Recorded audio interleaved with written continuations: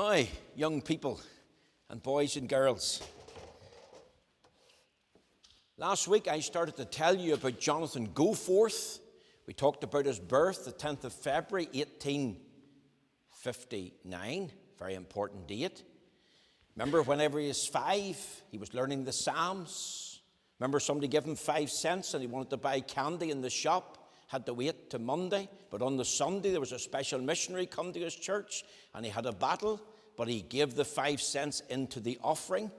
When he was 15, his father bought a second farm and he went to plough in that field and grew a lovely crop.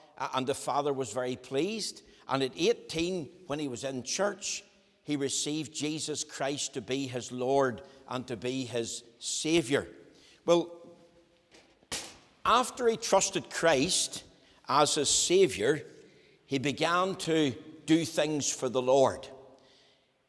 He helped out in the Sunday school, he helped out in the youth work, and he helped out doing door-to-door ministry as well.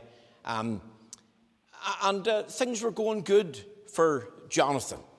One particular day, he was out in his wagon. He was out in the countryside, and he came across this oak tree.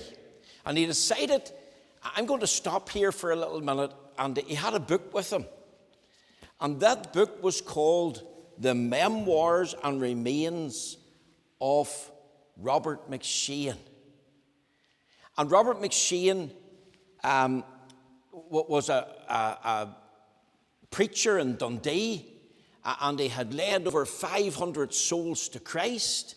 And then after his death, he died as a young man. Then this book was written by Andrew Bonner in his memory, Memoirs of Robert Murray McShane.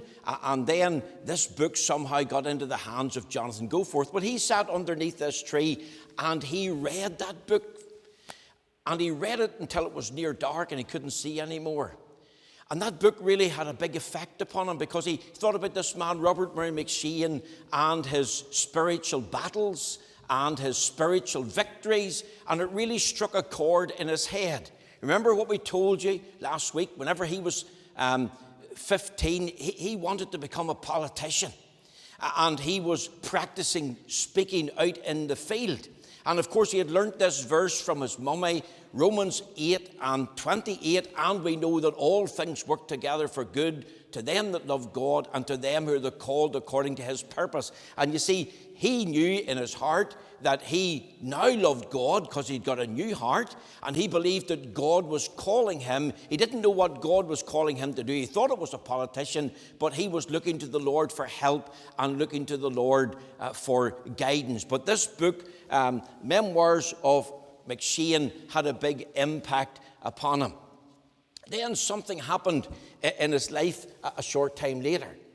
He was at a special missionary meeting in a place called Knock College in Ontario, Canada. And the missionary was there.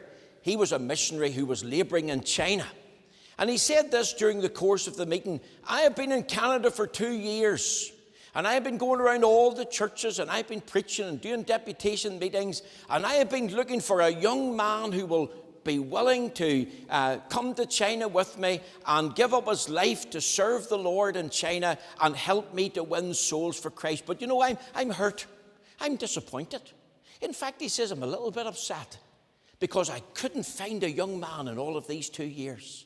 Now, Jonathan Goforth in the providence of God is sitting listening to this. And he's been already praying, Lord, what do you want me to do with my life? So he determines that he is going to become a missionary to China. He's not going to be a politician. He says, Lord, I've heard your call in Knock College. Whom will I send? Who will go for me? And he stood up and he said, Lord, here am I. Send me. So he ended up going to Knock College to train to be a missionary. And I think it was a 2-year course at that time.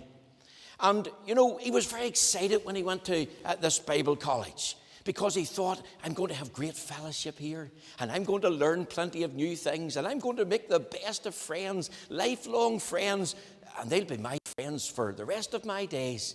He went into college, and boys and girls, young people, this young man came from a very poor background. Remember, his parents were immigrants, and they were really struggling with these farms to make ends meet. And he hadn't the best of clothes, hadn't a nice suit, maybe like what you have on today. He hadn't very nice shirts. His clothes was actually all sewed together by his mother, and a lot of it was in pieces.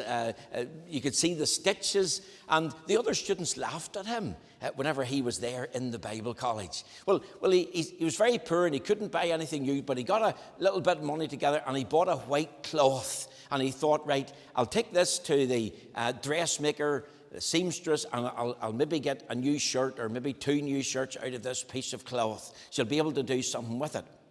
Well, the other students got to hear about this, and they thought, for a laugh, well, it wasn't right, I know, but they come into his room, they got the hold of this cloth, they cut a big hole in it, and they put it on his head, and they pushed him up and down the hall, that he was running up and down between them, almost like a ball, and he was very annoyed, very upset, very discouraged. And he went into his room, and he got down on his knees, and he prayed, and he said, Lord, I'm disappointed in all of these students. Lord, they're saying they're Christians, and how could they do this to me? And I'm really hurt, and I'm really upset. And you know, he learned a very valuable lesson at that time. We know what the students did was wrong and sinful, but this was the lesson he learned.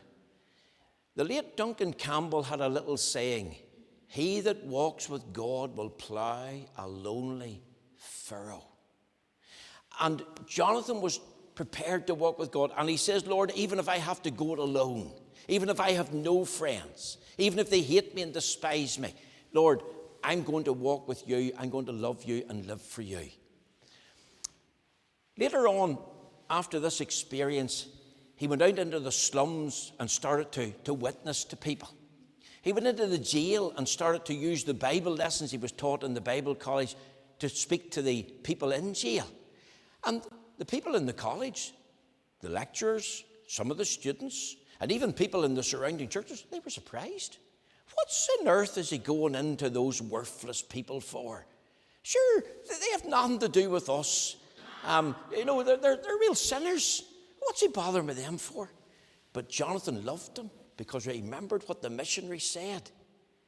I need somebody to go to China and talk about the people who are unsaved and tell them of Jesus. McShane had preached to the unsaved about repenting of their sin and getting converted, and that's what he was determined to do. And of course, before he left and graduated from this particular college, Jonathan had got the love not only of the lecturers and the respect, but also of his fellow students. Well, just before graduation took place, he was wondering how he's going to stand up in front of everybody and give a wee graduation speech.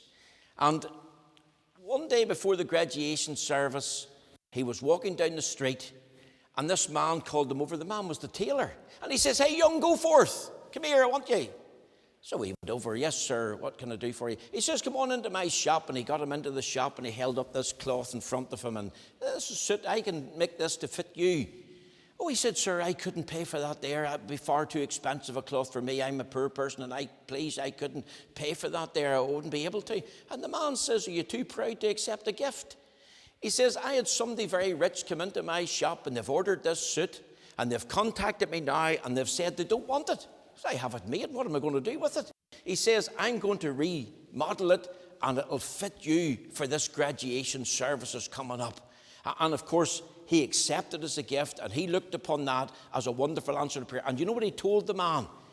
In my knees, in my room, I've been praying alone to God that God would help me to get a new suit for the graduation service. So even in this man's life, God is at work, preparing him for a lonely battle, preparing him even in wonderful answers to prayer.